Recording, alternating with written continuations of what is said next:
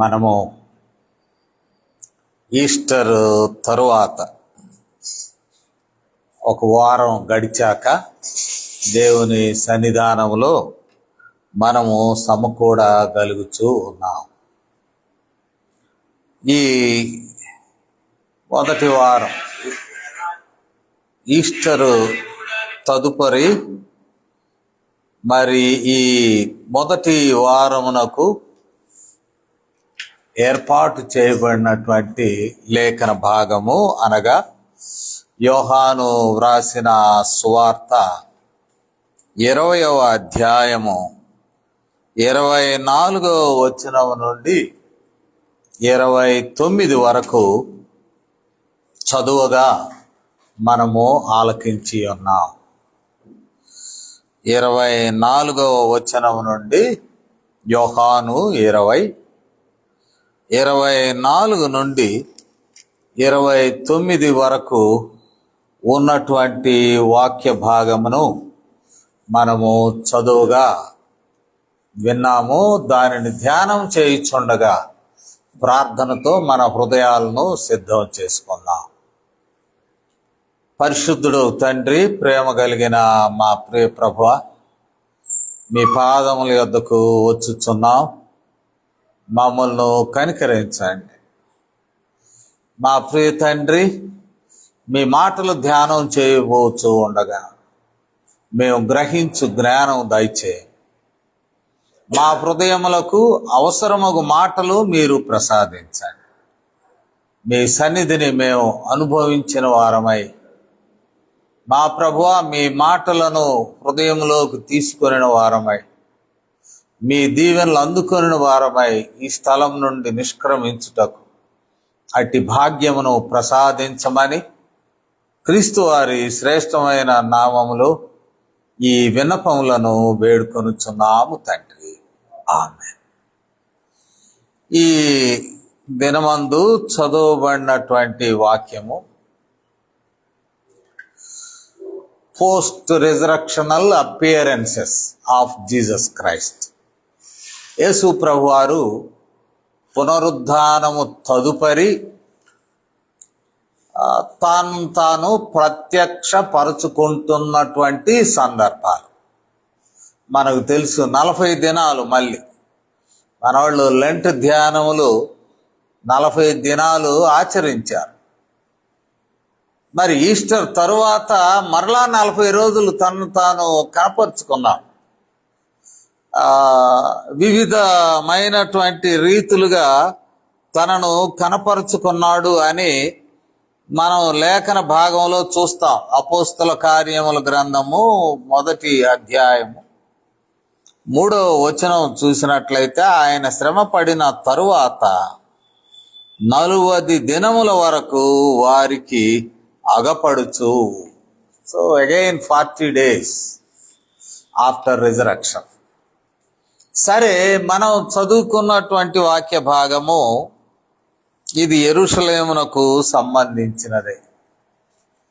అదే రోజు యేసు ప్రభువారు తిరిగి లేచిన రోజే సాయం వేళ వారు ఒక గదిలో ఈ రీతిగా మరి భీతితో ఉంటూ ఉన్నప్పుడు యేసు ప్రభువారు వారి మధ్య నిలిచాడు. తలుపులు వేయబడి ఉన్నాయి. ఆయన పునరుద్ధానుడు కాబట్టి తలుపులు అడ్డమే ఉండదు ఆయన మహిమ శరీరాన్ని. లేక ఈ ఫిజికల్ బ్యారియర్స్ ఏమీ ఉండవు. భౌతికమైన అడ్డంకులు పునరుద్ధానుడైన యేసుక్రీస్తు వారికి ఏమి ఉండవు. కావున వారు గదిలో ఉండగానే వచ్చి నిలవబడ్డాడు. సమాధానం కలుగునుగాక అని చెప్పాడు. ఆ సమయంలో శిష్యులు 10 మంది ఉన్నట్లే. ఎందుకంటే యూదా లేడు, 11. తోమా కూడా లేడు. అది ప్రత్యేకమైనది. తోమా ఎందుకు మిస్ అయ్యాడు అని మనకు తెలియదు. తోమాను గురించి మనకు చెప్పబడిన మాట 24వ వచనంలో యోహాను సువార్త 20వ అధ్యాయము 24వ వచనం చూసినట్లయితే, యేసు వచ్చినప్పుడు 12 మందిలో ఒకడైన దిదుమ అనబడిన తోమ వారితో లేకపోయాను. దిదుమాస్ అది గ్రీక్ పేరు, తోమ హెబ్రీ పేరు. ఒకే పేరుకు 2 లాంగ్వేజెస్, దిదుమ, తోమ. ఇప్పుడు నన్ను జాన్ యోహాన్ అన్నారనుకోండి, ఇంగ్లీష్లో జాను, తెలుగులో అట్లాగే దిదుమ, తోమ. దిదుమ అనేటువంటిది గ్రీక్ మూలం నుండి వస్తే తోమ అనేటువంటిది హెబ్రీ మూలం. ఈయనకి ఇంకొకటి కూడా తోక ఉన్నది. ఈయనను యూదా తోమ అని కూడా అంటారు. మనము గమనించినట్లయితే 11వ అధ్యాయంలో ఒకసారి చూద్దాం. 11వ అధ్యాయంలో యోహాను సువార్తలోనే 11వ అధ్యాయంలో 16వ వచనంలో మరి కొన్ని మ్యానుస్క్రిప్ట్స్ ఈ విధంగా తెలియజేస్తాయి. క్షమించండి, 14వ అధ్యాయం యోహాను సువార్త 14వ అధ్యాయం మనం చూసినట్లయితే ఇక్కడ 22వ వచనంలో మనము చూడవచ్చు. 14:22 ఇస్కరియోతు కాని యూదా. కొన్ని మ్యాన్యుస్క్రిప్ట్స్ లో ఇస్కరియోతు కాని యూదా తోమా అని ఉంటుంది. అంటే తోమా పేర్లు మరి కొంచెం కాంప్లెక్స్గా ఉన్నాయి. యూదా తోమా అని పిలుస్తారు, మరి దిదుమ అని పిలుస్తారు, తోమా అని పిలుస్తారు. ఇక్కడ మనం చూసినప్పుడు దిదుమ అనబడినటువంటి తోమాగా మనకు కనపడుతున్నాడు. ఈయన లేడు ఆ గ్రూప్లో. ఆ రోజు సాయం వేళ యేసు ప్రభు వారు ఆ గదిలో వారు ఉంటూ ఉన్నప్పుడు, ఆ గదిలో వారు ఉంటుండగా, భయంతో ఉంటుండగా యేసు ప్రభు వారు ప్రత్యక్షం అయ్యాడు. ప్రత్యక్షం అయినప్పుడు యూదా లేడు, మిస్డ్. ఈ మిస్సింగ్ గురించి కూడా కొంత మనం ఆలోచించాలి. అంటే ఈ శిష్య బృందం యొక్క సహవాసంలో నుండి ఆయన వేరైపోవడం వలన దేవుని ప్రత్యక్షతను పోగొట్టుకున్నాడు. పునరుద్ధానుడైన యేసు ప్రత్యక్షత, because he was absent in the fellowship, disciples fellowship. కాబట్టి శిష్యులు అన్నిట్లో కలిసి ఉన్నారు. ఆ రోజు తోమా ఎందుకు వెళ్ళాడో, ఎక్కడికి వెళ్ళాడో ఇంకా సెటిల్ కాలేదేమో మైండ్. అంటే యేసు ప్రభు వారి శిలువ దృశ్యాలే ఆ పస్కా పండుగ రోజున జరిగిన సంఘటనలు ఆయన మనసులో ఉన్నాయేమో. మరి వీరితో కలిసి ఉండలేకపోయినాడేమో. ఆయన మిస్ అయ్యాడు. మిస్ అవడంతో ఈ మిస్డ్.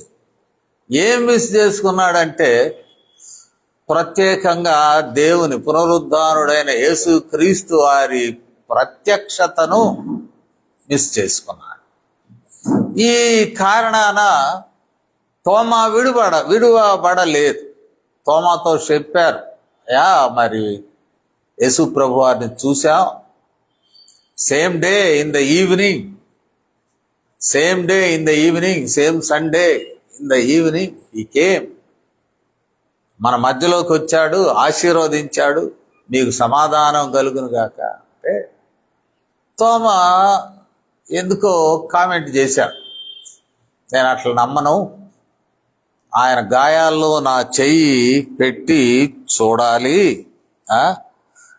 అంటాడుగా. నేనాయన 25వ వచనం, నేనాయన చేతులలో మేకులు గుర్తును చూచి ఆ వ్రేలు ఆ మేకుల గుర్తులో పెట్టి నా చెయ్యి ఆయన పక్కలో ఉంచితేనే కానీ నమ్మను అన్నాను. సో ఇది ట్రస్ట్ అండ్ బిలీఫ్ సంబంధించినటువంటి నమ్మకం, విశ్వాసము, నమ్మకం. ఈ నమ్మకము రుజువులతో కూడిన నమ్మకం. ఇది కీలకమైనటువంటి విషయం. రుజువు ఏమిటి? నేను చూడాలి, ఆయన మేకులు గుర్తుల్లో నా చేయి పెట్టి చూడాలి, ఆయన ప్రక్కలో నా చేయి పెట్టి చూడాలి.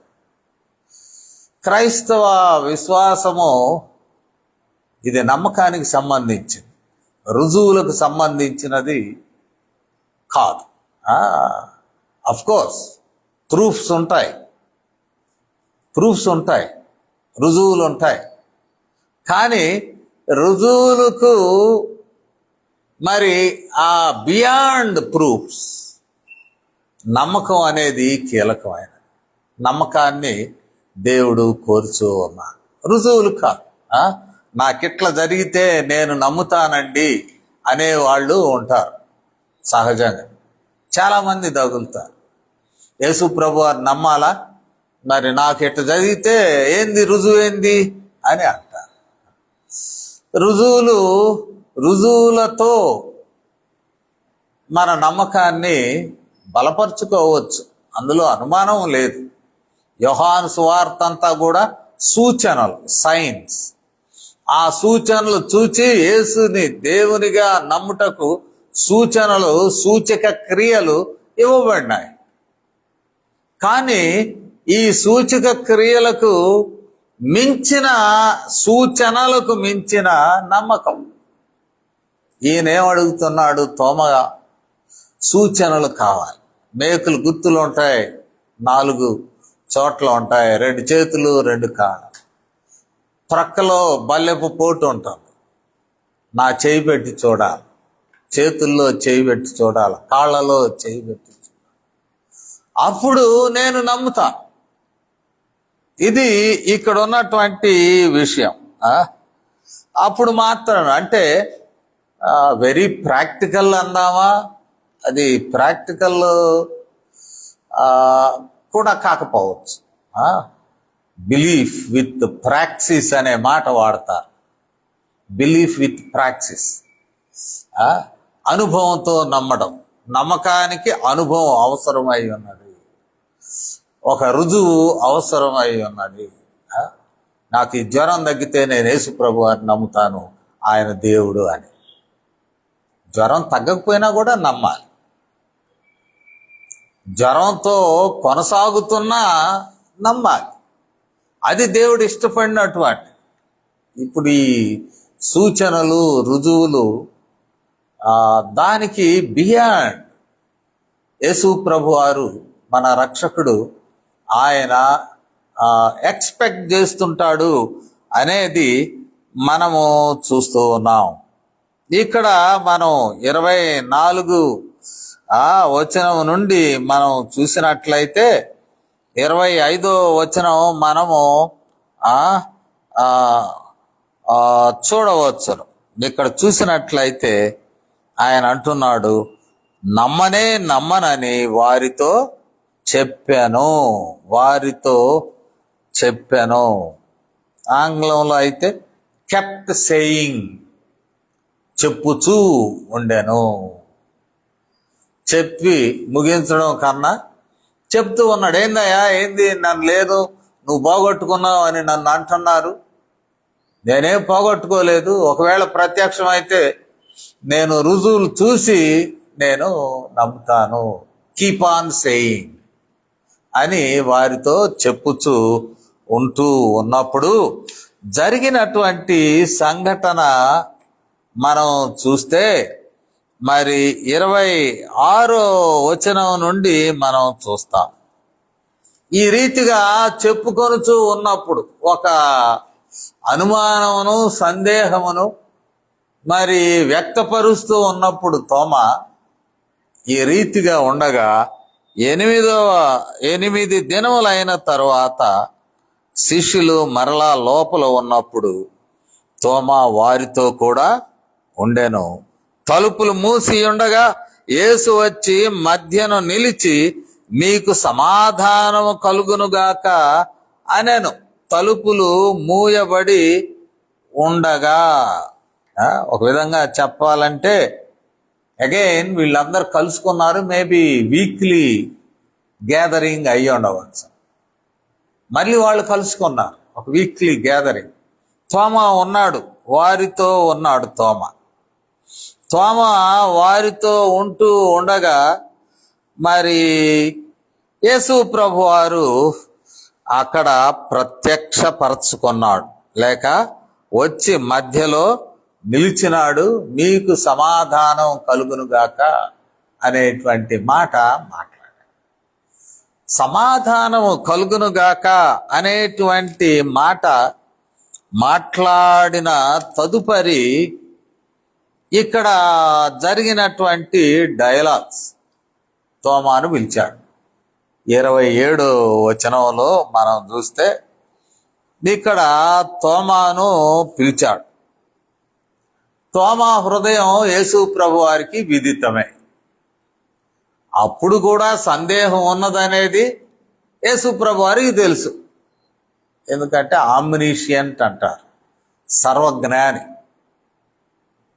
యేసు ప్రభు వారు అంత జ్ఞానం ఉన్నది, సర్వజ్ఞాని. ఇప్పుడు ఆమ్ని ప్రజెంట్, సర్వస్థలములో ఉండువాడు. ఈ సర్వజ్ఞాని అయినటువంటి యేసుక్రీస్తు వారికి తోమ ఏమి చెప్పుచూ ఉండెనో ఇప్పుడు యేసు ప్రభు వారు ప్రత్యక్షపరచగానే హృదయంలో ఏమి అనుకుంటూ ఉండెనో యేసు ప్రభు వారికి తెలుసు, విదితమే. మనము దేవుని సన్నిధిలో కూర్చున్నా మన హృదయంలో దేవుని గురించి ఏమి తలంచుచున్నామో ఆయనకు విదితమే. హృదయాల్లో సంగతులు ఆయన తెలిసినటువంటి వాడు. ఇక్కడ యేసు ప్రభువారు అన్నాడు, తోమాను చూచి, రాయా నీ వ్రేలు ఇటు చాచి 27వ వచనంలో ఈ చేతులు చూడుము, నా చేతులు చూడుము, నీ చెయ్యి చాచి నా ప్రక్కలో ఉంచు, నీ చెయ్యి చాచి నా ప్రక్కలో ఉంచు. ఇన్వైటెడ్.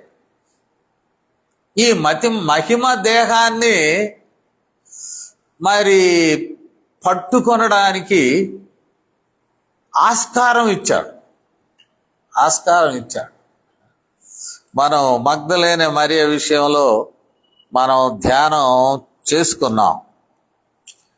ఆమె మరి ఏమంటున్నాడు 17వ వచనంలో, 20వ అధ్యాయం 17వ వచనం, తనను తాను ప్రత్యక్షపరచుకొని ఏమంటున్నాడు?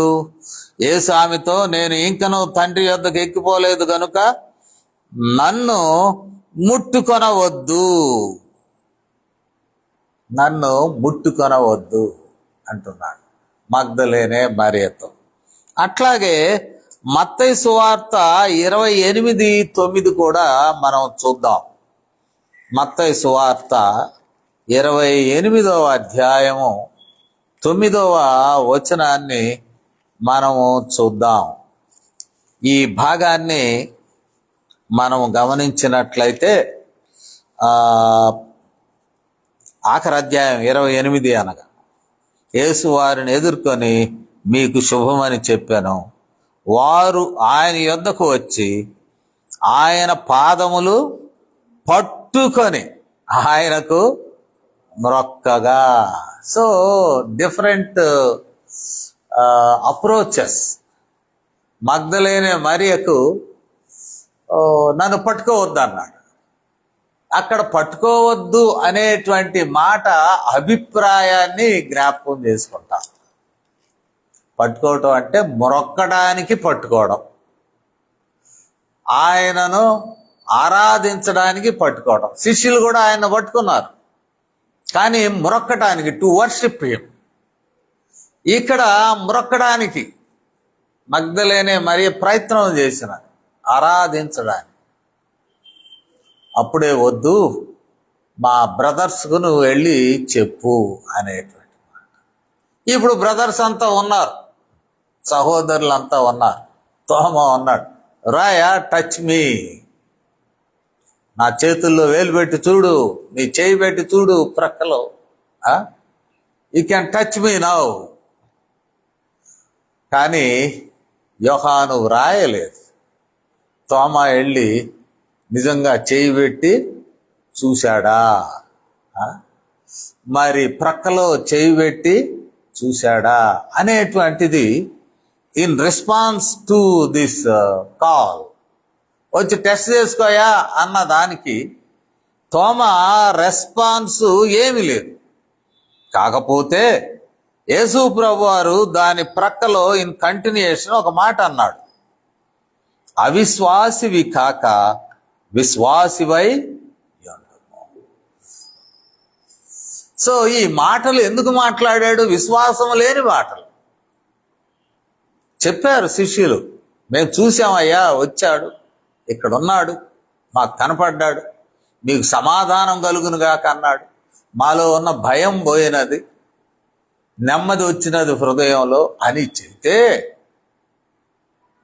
ఆయన నమ్మలేదు. క్రైస్తవ విశ్వాసంలో నమ్మకము కీలకమైనది రుజువుల కన్నా. కొన్నిసార్లు క్రైస్తవ విశ్వాసంలో రుజువుల సంగతి ప్రక్కన పెడితే బయట జీవితంలో కూడా రుజువులు కొన్నిసార్లు నాకు రుజువు చూపి అంటాం, షో మీ ప్రూఫ్. కొంతమంది అంటారు ఈగో రుజువులు, ఈగో రుజువులు, నువ్వేం చెప్తావు నాకు సమాధానం అంటారు. నేను ఈ మధ్య నా మైండ్ చాలా మారిపోయాను. నాకు కర్నూల్లో మంచి ఫ్రేము, నా ఫోటో ఫ్రేము వారు సిద్ధం చేసి నాకు గిఫ్ట్గా ఇచ్చారు. మంచి ఫోటో ఫ్రేమ్ ఇంట్లో పెట్టుకున్నా. ఆ ఫోటో ఫ్రేమ్ను చూసినప్పుడు చాలా బాగుంది, నీట్గా ఉంది. తెచ్చి ఇంట్లో పెట్టుకున్నాను. నెమ్మదిగా చూశాను. తలకాయ నాదే కానీ సూట్ నాది కాదు. తల కరెక్ట్ నాది.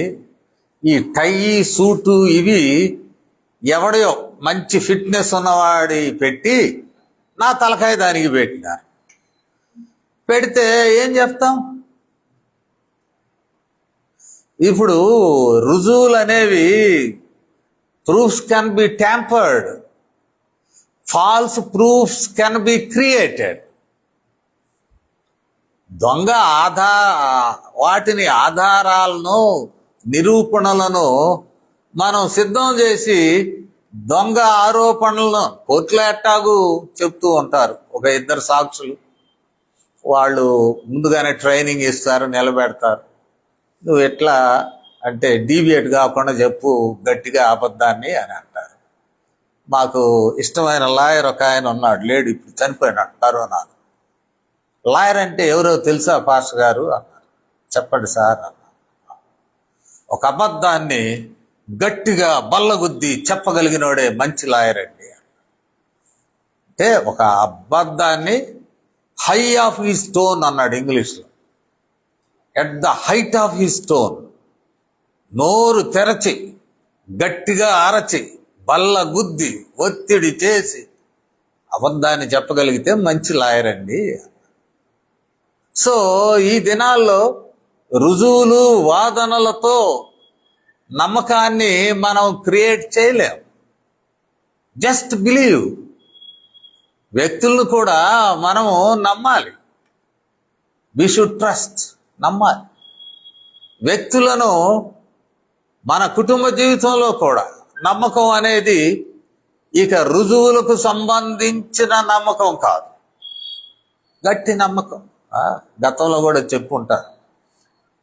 మా నాన్నగారు ఆ దినాల్లో మాకు అద్దంకి దగ్గర గుండ్లకమ్మ దాటి వచ్చేవాళ్ళం మేము. గుండ్లకమ్మకు బ్రిడ్జి లేదు ఆ రోజు.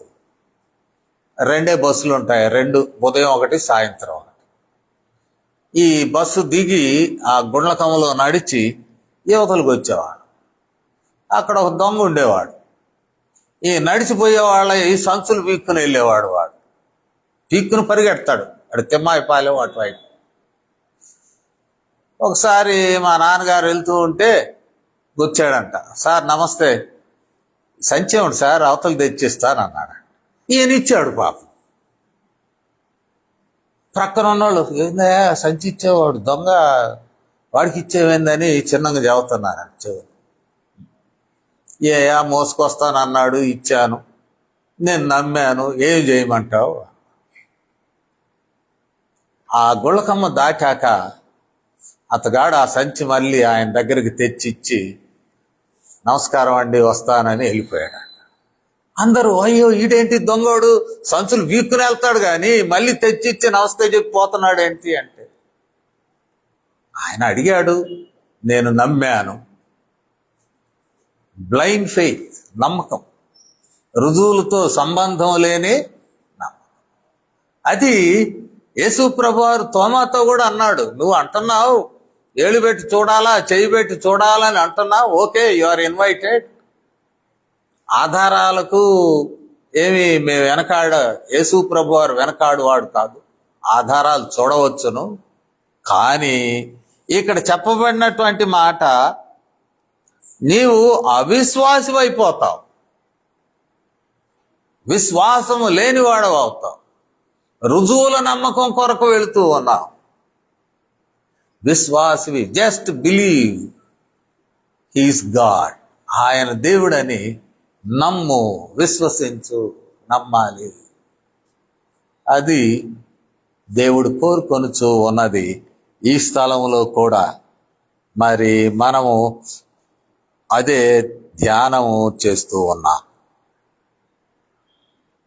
ఎప్పుడైతే యేసు ప్రభువారు ఈ అప్పీల్ ఇచ్చాడు, ఇన్విటేషన్ ఇచ్చాడు, అప్పీల్ ఇచ్చాడు, నువ్వు విశ్వాసివై ఉండవయ్యా, invitation to come on see the proofs, but నీవు విశ్వాసివై ఉండము, విశ్వాసం లేని వానిగా ఉండవద్దు.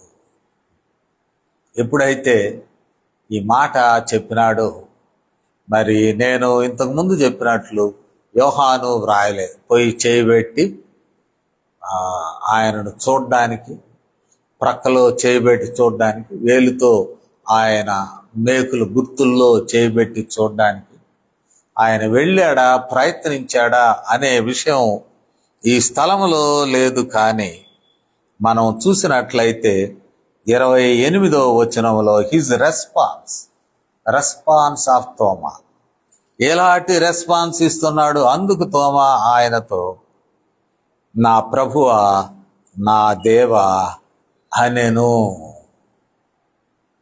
నా ప్రభువా నా దేవా అనెను. That was the response. మిగతా ఏం లేవు.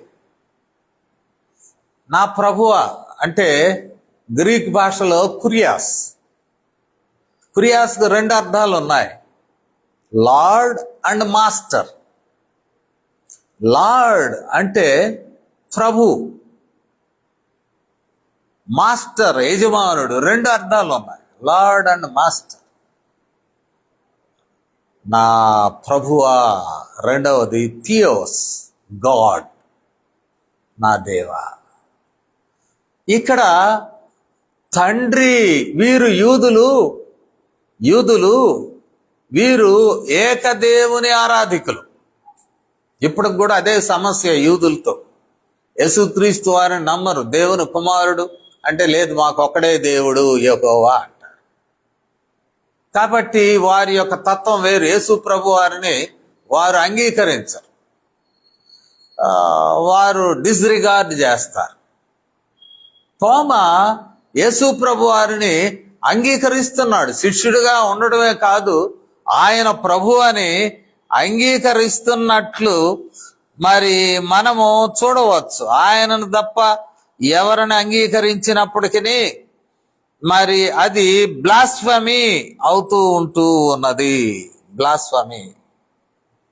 కానీ యేసు ప్రభు వారు అన్నాడు, తండ్రిని ఎట్లా చూశారో నన్ను కూడా అదే రీతిగా చూడాలి. 5వ అధ్యాయం యోహాను 23వ వచనాన్ని మనం చూసినట్లయితే, యోహాను సువార్త 5వ అధ్యాయం 23వ వచనం, తండ్రిని ఘనపరచున్నట్లు అట్లుగా అందరును కుమారుని ఘనపరచవలెనని తీర్పు తీర్చుటకు సర్వాధికారము కుమారునికి అప్పగించి ఉన్నాడు.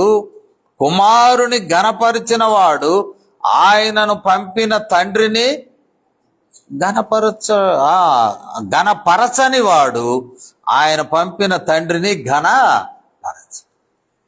కాబట్టి యూదుల నమ్మకంలో వేరొక దేవుడు ఉండడానికి లేదు. భూమి క్రిందైనా పైనైనా ఆకాశం అందైనా ఎక్కడికి కూడా ఇంకొక దేవుడు ఉండకూడదు. కానీ ఇప్పుడు యేసు ప్రభువారు నేను దేవుని కుమారుడిని అన్నాడు, బోధించాడు. ఆయన వీళ్ళు వెంబడించారు. ఆఫ్టర్ రిజరక్షన్ తోమా ఆయన చెప్పేశాడు, నా ప్రభువా నా దేవా. So divinity, divine title, you are God అంతే. అంటే నో సెకండరీ స్టేటస్. చాలామంది వీళ్ళు ఏమంటాం విశ్వాస వర్గాలు ఉన్నారు, వాళ్ళు వాదిస్తారు దేవుడు పెద్దోడు కుమారుడు చిన్నోడు అంటారు. యేసు ప్రభువారేమో నేను తండ్రి ఏకమై ఉన్నాను. యేసు ప్రభువారి మాటలు మరి యోహాన్ రాస్తాడు, కలిగి ఉన్నదేదియు ఆయన లేకుండా కలగలేదు. ఆది యందు వాక్యం ఉండెను, ఆయన దేవుడై ఉండెను, ఆ వాక్యమే శరీరధారి అయి కృపాసత్య సంపూర్ణునిగా మన మధ్య నివసించాను. So divinity of Jesus. Some people they make contradictory statements ప్రజల్ని కన్ఫ్యూజ్ చేయడానికి. యేసు ప్రభువారు దేవుడు, తోమా ఒప్పుకున్నాడు. ఎక్స్ప్లిసిట్లీ he admitted, declared, నా ప్రభువా నా దేవా, యు ఆర్ గాడ్. దేవుని కుమారుడే కాదు, నీవు దేవుడు అయ్యా అని ఒప్పుకున్నట్లు మనం చూస్తున్నాం ఇన్ రెస్పాన్స్. అందుకని ఆ మాట అన్నప్పుడు మరలా యేసు ప్రభువారు అంటున్నాడు, నీవు నన్ను చూచి నమ్మితివి, చూడక నమ్మిన వారు ధన్యులని అతనితో చెప్పాను. నమ్మకం, చూచి నమ్మడం. నన్ను చూసావు, నువ్వు నా ఎదురుగా ఉన్నావు, నన్ను నమ్మావు. చూడక నమ్మినటువంటి వారు. మరి అందుకే అపోస్తలుల బోధలో ఒక కీలకమైన మాట వారు వాడుతూ ఉంటారు. ఏ మాట అంటే దీనికి మేము సాక్షులము. దేనికి సాక్షులము? సిలువ వేసినప్పుడు చూసాం, ఆయన సమాధి చేయబడ్డాడు, కానీ తిరిగి లేచిన యేసుని మేము చూసాం, ఆయనకు మేము సాక్షులం. We are the witnesses.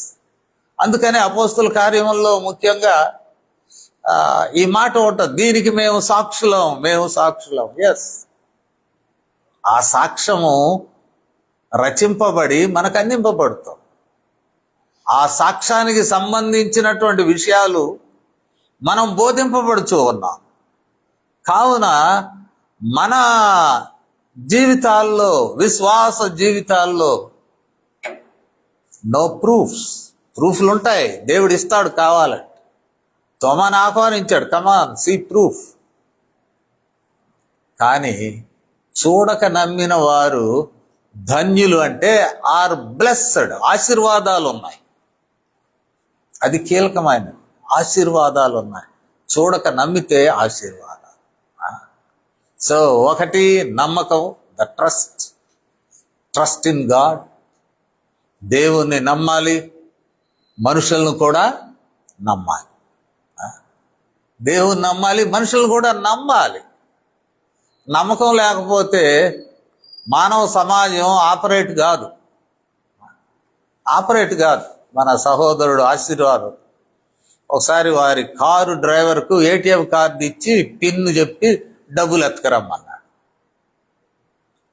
నాకు ఆశ్చర్యం వేసింది, అదేంటయ్యా పిన్ నెంబర్ చెప్పావు, వాడు ఎప్పుడో దొంగిలించి ఆ పిన్తో డబ్బులు తెచ్చుకుంటే ఎట్లాగు అంటే, నమ్మాలన్నా నమ్మకపోతే వ్యవహారం నడవదు అన్న. So you should believe. మనుషులను నమ్మాలి. మాకు వేదాంతంలో కూడా యు డౌట్ ఇట్ అంటాడు. ముందు అనుమానం పెట్టుకొని దాన్ని పరిశోధించు అని అంటారు. యేసు ప్రభు వారు చెప్తుంది ఏంటి? You believe it. నువ్వు నమ్మాలి, దేవుని నమ్మాలి, పొరుగు వారిని నమ్మాలి, కుటుంబ వ్యవస్థలో భార్య భర్తను నమ్మాలి, భర్త భార్యను నమ్మాలి. We should believe. బిలీవ్ అనేది దేవుని వరం. It comes from God. నమ్మకం లేకపోతే హృదయంలో సమాధానము ఉండదు. నమ్మకం లేనివాడు సమాధానంగా ఉండలేడు. అది దేవుని మీద నమ్మకమైనా, పొరుగువాని మీద నమ్మకమైనా, కుటుంబాల్లో నమ్మకాలైనా, నమ్మకము మరి ఆపరేట్ చేస్తుంది. అందువల్ల నమ్మమంటున్నాడు. ఇంకొక మాట అంటాడు, చూడకుండా నమ్మినవాడు. అంటే రుజువులు లేకుండా, ఐ విట్నెస్ కాకుండా నమ్మినట్లయితే ధన్యులు. They are blessed. Just listening the word of God, the good news of God, దేవుని మాటలు విని నమ్మినప్పుడు వారు ధన్యులు, ఆశీర్వదింపబడిన వారు. They are blessed. మరి నేను ముగిస్తూ ఉన్నాను. ఇట్టి ధన్యతలో మనము ముందుకు సాగుటకు దేవుడు తన కృపను చూపును గాక. ప్రార్థన చేస్తాను. పరిశుద్ధుడవు తండ్రి, మమ్మను కనికరించి ఈ దినం మాతో మాట్లాడినందుకు వందనం. ప్రభువా, తోమ అనుమానించినటువంటి తోమ, లేక రుజువులు కావాలని ఆశించినటువంటి తోమ, ఆయనకు నీవు కనికరం చూపావు తండ్రి. మీ పాదముల యొద్ద మేము విన్నాము నాయన. కానీ రుజువులు లేని రీతిలో నమ్మకము, లేక ప్రత్యక్ష సాక్ష్యము లేని రీతిలో నమ్మకం, చూడక నమ్మకం, అది ధన్యకరమైనదని మాకు తెలియజేశాం. మా విశ్వాసాన్ని దృఢపరచండి. మా కొరకు సిలువ వేయబడిన యేసు, మేము నమ్మకస్తులమై మా ప్రభువా మేము ముందుకు సాగుటకు నమ్మకము, మానవ విలువలలో నమ్మకము, దైవ సంబంధంలో నమ్మకం, నాయన సిలువ విషయంలో నమ్మకం, మా నిమిత్తము మా అపరాధములను మీరు పైన వేసుకొని సిలువ మీద శిక్ష భరించారనే నమ్మకం, మరణాన్ని జయించి మాకు విజయాన్ని ఇచ్చారనే నమ్మకం, ఈ నమ్మకముల మీద మేము మా తండ్రి మా విశ్వాసపు పునాదులు ఉండుట కృప చూపమని, వినిన మాటలు మా హృదయంలో ఫలింప చేయమని క్రీస్తు వారి నామములో ఈ విన్నపములను వేడుకొనుచున్నాం తండ్రి. ఆమేన్. ఈ